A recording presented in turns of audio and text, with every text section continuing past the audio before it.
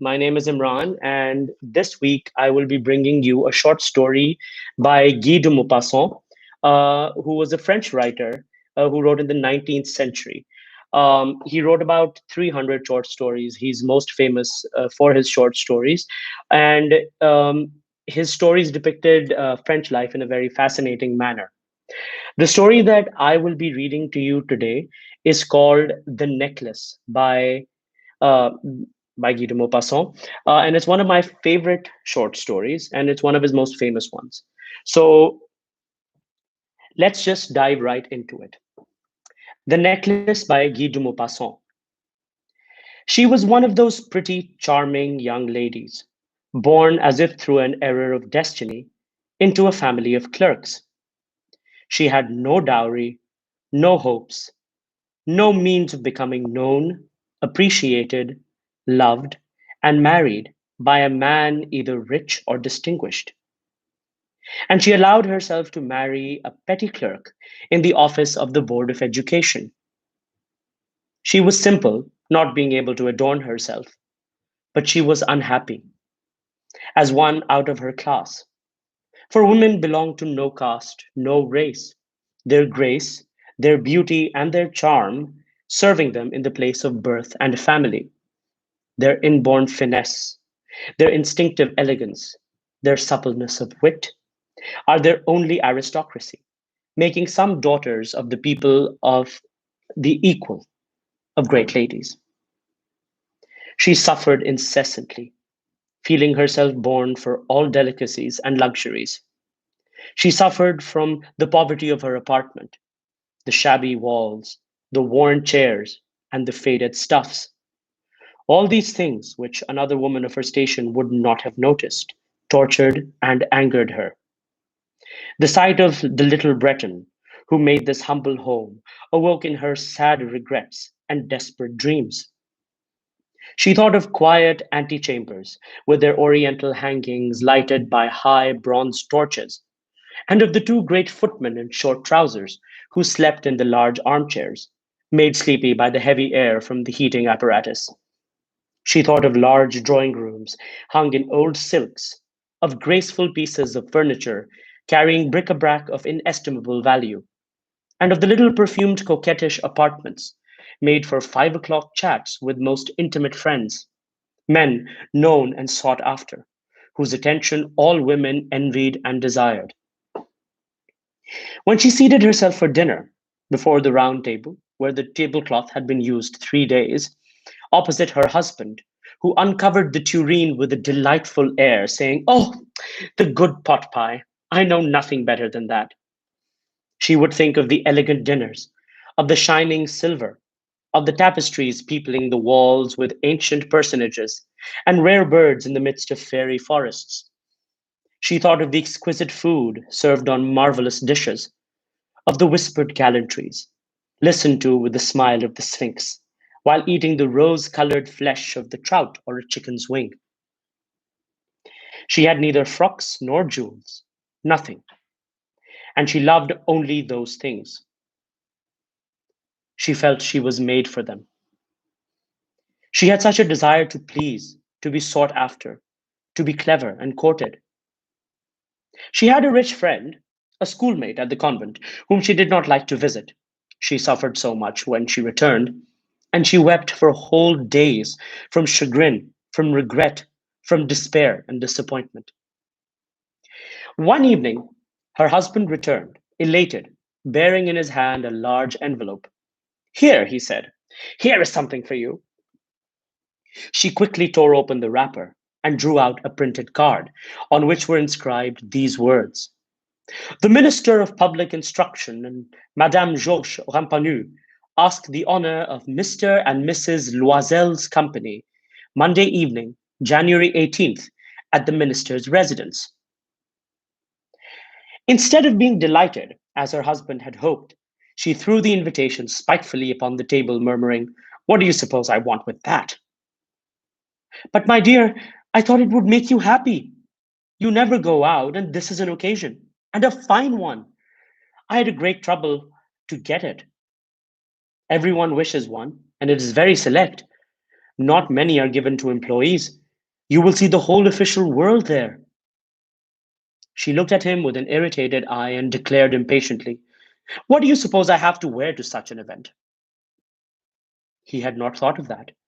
He stammered, "Why, the dress you wear when we go to the theatre. It seems very pretty." But he was silent, stupefied, in dismay at the sight of his wife weeping. Two great tears fell down slowly from the corner of her eyes towards the corners of her mouth. He stammered, "What is the matter? What is the matter?" By a violent effort, she had controlled her vexation and responded in a calm voice, wiping her moist cheeks. "Nothing, only I have no dress, and consequently I cannot go to this affair. Give your card to some colleague whose wife is better fitted out than I." He was grieved, but answered, "Let us see, Matilda. How much would a suitable costume cost? Something that would serve for other occasions, something very simple." She reflected for some seconds, making estimates and thinking of a sum that she could ask for without bringing with it immediate refusal and a frightened exclamation from the economical clerk. Finally, she said in a hesitating voice, uh, "I cannot tell exactly, but it seems to me that 400 francs ought to cover it." He turned a little pale, for he had saved just this sum to buy a gun that he might be able to join some hunting parties the next summer on the plains at the Nanterre with some friends who went to shoot larks up there on Sunday. Nevertheless, he answered, "Very well, I will give you 400 francs, but try to get a pretty dress." The day of the ball approached, and Madame Loisel seemed sad, disturbed, and anxious. Nevertheless, her dress was nearly ready. Her husband said to her one evening, "Whatever is the matter with you? You have acted strangely for a day or two." And she responded, "I am vexed not to have a jewel, not one stone, nothing to adorn myself with. I should have such a poverty laden look. I should prefer not to go to this party." He replied, "You can wear some natural flowers. At this season, they look very chic. For 10 francs, you can have two or three magnificent roses." She was not convinced. "No," she replied, "there is nothing more humiliating than to have a shabby air in the midst of rich women." Then her husband cried out, "Oh, how stupid we are! Go and find your friend, Mrs. Forestier, and ask her to lend you her jewels. You are well enough acquainted with her to do this." She uttered a cry of joy. "Oh, it is true," she said. "I had not thought of that." The next day, she took herself to her friend's house and related her story of distress. Mrs. Forestier went to her closet with the glass doors, took out a large jewel case, brought it, opened it, and said, "Choose, my dear." She saw at first some bracelets, then a collar of pearls, then a Venetian cross of golden jewels and of admirable workmanship. She tried the jewels before the glass, hesitated, but could neither decide to take them nor leave them. Then she asked, "Have you nothing more?" "Why, yes. Look for yourself. I do not know what will please you." Suddenly, she discovered in a black satin box a superb necklace of diamonds, and her heart beat fast with an immoderate desire. Her hands trembled as she took them up. She placed them about her throat against her dress and remained in ecstasy before them. Then she asked in a hesitating voice, full of anxiety, "Could you lend me this one? Only this?" "Well, yes, certainly." She fell upon the neck of her friend, embraced her with passion, then went away with her treasure. The day of the ball arrived. Madame Loisel was a great success. She was the prettiest of all, elegant, gracious, smiling, and full of joy. All the men noticed her, asked her name, and wanted to be presented. All the members of the cabinet wished to waltz with her. The Minister of Education paid her some attention. She danced with enthusiasm, with passion, intoxicated with pleasure, thinking of nothing in the triumph of her beauty, in the glory of her success, in a kind of cloud of happiness that came of all this homage, and all this admiration, of all these awakened desires, and this victory so complete and sweet to the heart of a woman. She went home toward 4 o'clock in the morning. Her husband had been half asleep in one of the little salons since midnight, with three other gentlemen whose wives were enjoying themselves very much. He threw around her shoulders the wraps they had carried for the coming home, modest garments of everyday wear, whose poverty clashed with the elegance of the ball's costumes. She felt this and wished to hurry away in order not to be noticed by the other women who were wrapping themselves in rich furs. Loisel retained her. Wait, he said, you will catch a cold out there. I'm going to call a cab. But she could not listen and descended the steps rapidly. When they were in the street, they found no carriage, and they began to seek for one, hailing the coachman whom they saw at a distance. They walked along towards the Seine, hopeless and shivering. Finally, they found on the quay one of these old nocturnal coupes that one sees in Paris after nightfall, as if they were ashamed of their misery by day. It took them as far as their door in Martyr Street, and they went warily up to their apartment. It was all over for her, and on his part, he remembered that he would have to be at the office by 10 o'clock. She removed the wraps from her shoulders before the glass for a final view of herself in her glory. Suddenly, she uttered a cry. Her necklace was not around her neck. Her husband, already half dressed, asked, What's the matter? She turned toward him excitedly. I no longer have Madame Forestier's necklace. He arose in dismay. What? How is that? It's not possible. And they looked in the folds of the dress, in the folds of the mantle, in the pockets, everywhere, but they could not find it. He asked, Are you sure you still had it when we left the house? Yes, I felt it in the vestibule as we came out. But if you had lost it in the street, we would have heard it fall. It must be in the cab. Yes, it is possible. Did you take the number? No, he said. And you? Did you notice what it was? No, she replied. They looked at each other, utterly cast down. Finally, Loisel dressed himself again. I'm going out, he said. I'm going over the track where we were on foot to see if I can find it. And he went. She remained in her evening gown, not having the force to go to bed, stretched upon a chair without ambition or thought. Toward 7 o'clock, her husband returned. He had found nothing. He went to the police and to the cab offices and put an advertisement in the newspapers offering a reward. He did everything that afforded them a suspicion of hope. She waited all day in a state of bewilderment before this frightful disaster. Loisel returned at evening with his face harrowed and pale, and had discovered nothing. It will be necessary, said he, to write to your friend that you have broken the clasp of the necklace and that you will have it repaired. That will give us time to turn around. She wrote as he dictated. At the end of the week, they had lost all hope.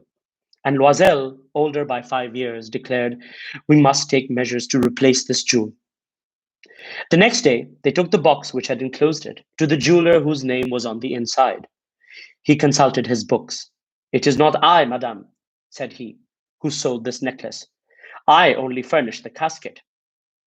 Then they went from jeweler to jeweler, seeking a necklace like the one they had lost, consulting their memories and ill, both of them, with chagrin and anxiety.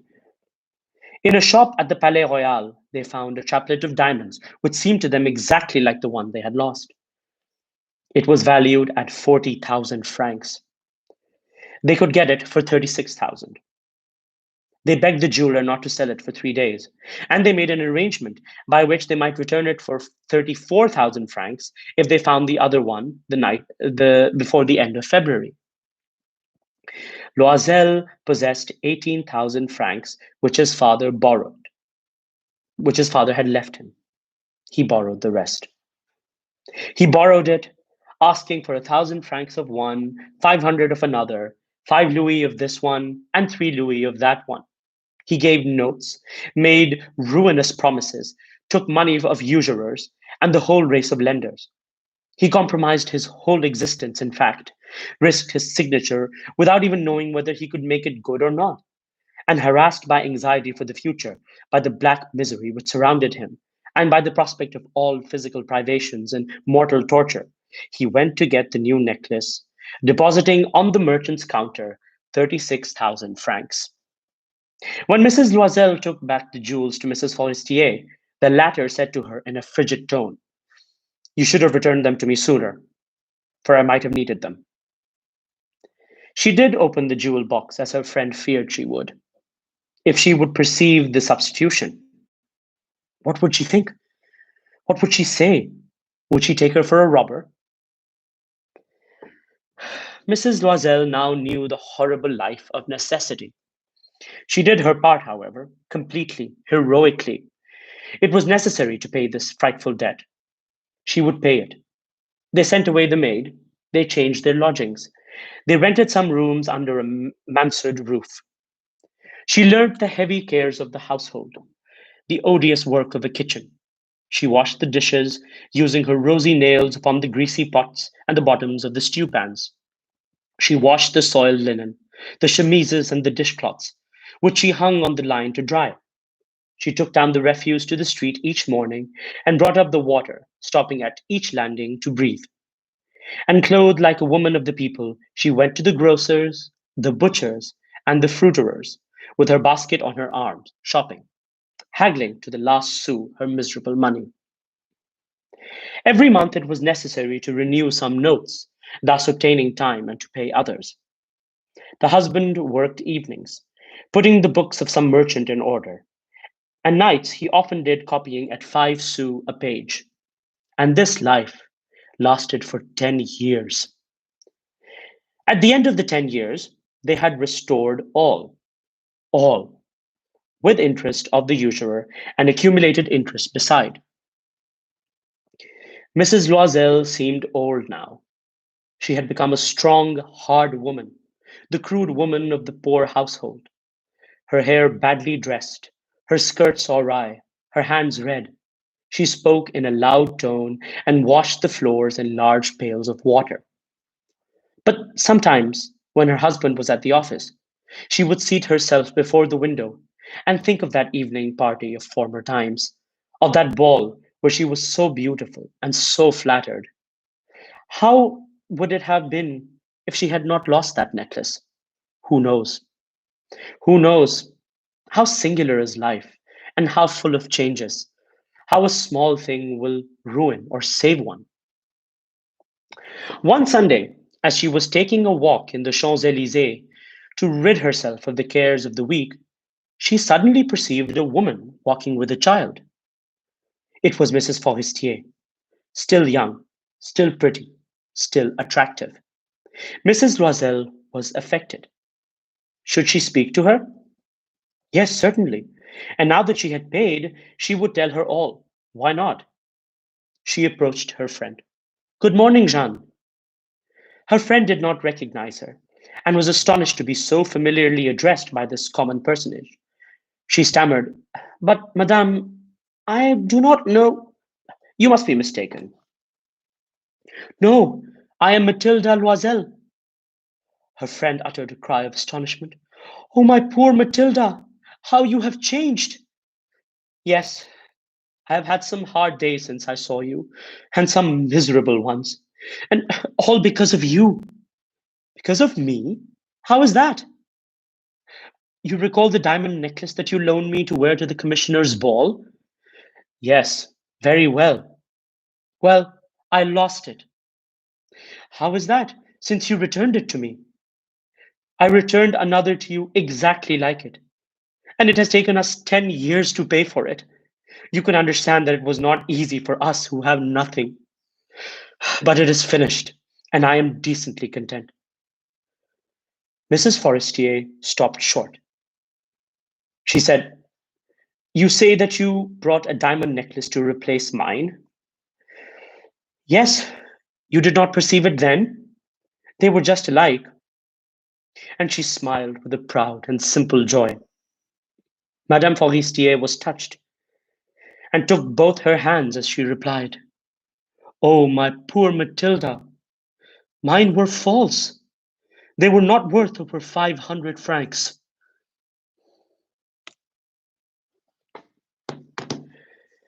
This is it for today, ladies and gentlemen. I hope you enjoyed this story. I apologize once again for the technical difficulties that we had at the beginning of this session.